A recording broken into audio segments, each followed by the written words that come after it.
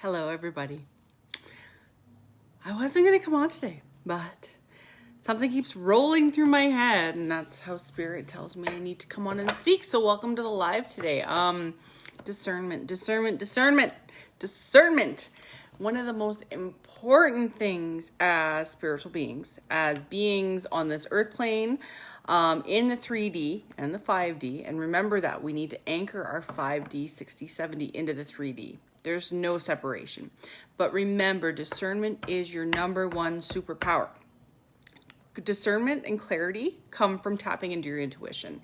Tapping into your intuition comes from clearing out the lower third dimensional chakras, the root, the earth star, the sacral, and the solar plexus. And as we do that and we clear these chakra system out, we make more room to trust our intuition. We make more room to welcome in the highest, best guidance. Just because something comes out of a place of light doesn't mean it is light. And I'm not going to use the term false light because I don't like that, because that makes it's a duality statement. But not everything is right for your body. It might be right for somebody else's system. I'll just give an example. If somebody forwards you something where it's like you start listening to it and you're like, no, this isn't right for me. Just because they sent you it doesn't mean you have to listen to it. Follow your discernment, follow your intuition, not anybody else's. We have to follow our guidance. And the more we do that, the more we can tap into our nature. And the more we trust it and surrender to it, the higher guidance we get. We get to a point where the confusion goes away. If you're feeling very confused and scattered and unsure of what's going on, that's a really good sign you have energetic attachments on you that aren't yours and aren't serving you well. So if you're feeling that way, go see a healer, work on yourself, book an appointment with me, come to a class, just listen to light language, do something. When we're feeling scattered and anxious or depressed or very confused, that's a very good sign that you're super out of alignment and you're not in touch with your discernment. You're not in touch with your intuition. That's ego. That chatter, that confusion and chatter is your ego. And that, I taught this in the class this last weekend, was one of my biggest struggles in my ascension journey was discerning the difference between my intuition and my ego. Not understanding, because my whole life I didn't trust my intuition. I didn't trust it. I was led by my ego. I was led by fear. I was led by all these programs and other people's feelings. So I'm very clairaudient. I feel people. I feel people's emotions and understand what was mine and what's theirs, and setting that boundary and understanding that my intuition is not going to lead me wrong. My soul knows where it needs to be was the key, and then leaning into it. And it doesn't happen overnight. It takes time. It's like a muscle we build. That third eye is a muscle we build. It's like me. I'm in my gym clothes. I go to the gym. I hadn't been to the gym in months because gyms were closed here. And my biceps, they shrunk.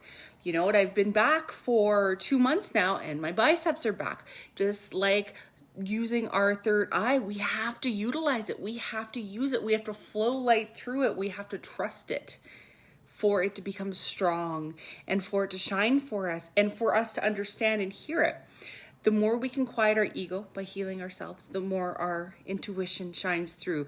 The louder it gets. When our ego is in our mind and controlling us and powering our thoughts and our mind and everything, it's really loud. And that intuition is like just a tiny little whisper. And it's really difficult to hear. So that's just what I wanted to come on. If it feels wrong for you, then go with that. That discernment, that intuition is your key. It's your superpower. And I just wanted to make sure everybody knew that today, because there has been a lot of weird shit, excuse my language, flying around since this full moon. There's been so much released as we head into September. The veil is getting thinner and thinner right now. This is the time of year where the veil gets really thin. We head up into October and Halloween. The veil is so thin then. And so that leaves a lot of room for things to come through. And if we're not really energetically charged and watching ourselves, they're not always of the highest best good. And that doesn't mean you have to fear it. Just understand, if you're feeling weighed down, you're feeling bogged down, you're feeling off, there's probably something attached to you and you should work on clearing it. Sometimes we all need help. If you're really struggling with your intuition or wanting to tap into it more, this weekend I have a class that I just love to offer. It's called Tapping into Intuition and Divine wisdom. We all are tuned into the same source. We just need to learn how to turn that radio antenna to tune in.